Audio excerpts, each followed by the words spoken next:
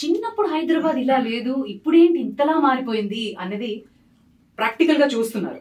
So మీకు ఎలా అనిపిస్తుంది సార్? మీ చిన్నప్పుడు ఎలా ఉండేది అసలు? మీరు ఎక్కడ పుట్టి పెరిగారు? వెల్, నేను పుట్టింది కరీంనగర్లో, కరీంనగర్ పట్టణంలో పుట్టాను. ఆ తర్వాత 10th క్లాస్ లోపల నేను సెవెన్ స్కూల్స్ మార్చాను. అంటే తీసేశారు అనుకోకండి, నేనే మార్చాను. నేను ఒక స్కూల్ నుంచి ఇంకో స్కూల్కి అట్లా మా mother father they thought I would be better off in hostel. So I went to several hostels, but eventually 8th, 9th and 10th I went to St. George's Grammar School in Abbots. So చిన్నతనం Basheerbagh to Abids బాగా గుర్తుంది, 8th, 9th, 10th అంతా. And I remember that was the only place. మొత్తం హైదరాబాద్ అంటేనే shopping అంటే ఎక్కడ అంటే కోటి, అబిడ్స్. నాకు గుర్తుంది అప్పుడు మేము స్కూల్లో ఉన్నప్పుడు, కాలేజ్లో ఉన్నప్పుడు గుర్తులేదు కానీ వైభవ్ అని ఫస్ట్ మాల్ వచ్చింది. మాల్ కూడా కాదు, అది ఒక single what ever it's called, అది వచ్చింది.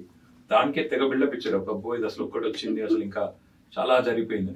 ఇప్పుడు చూస్తే హైదరాబాద్ లో ఏ సందుకు పోతే ఆ సందులో ఇప్పుడు ఎక్కడ పడితే అక్కడ అట్లాంటి స్టోర్లు బోలెడు ఉన్నాయి. And the city is expanded and the city is busting at its seams actually.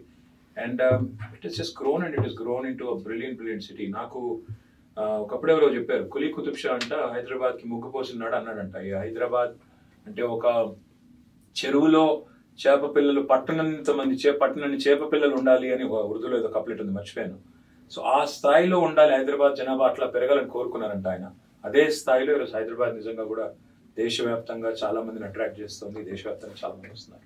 So happy to see it grow, prosper, thrive and do so well on the international arena as well. Mirchi Power On exclusively on Mirchi. Idi chala hot guru.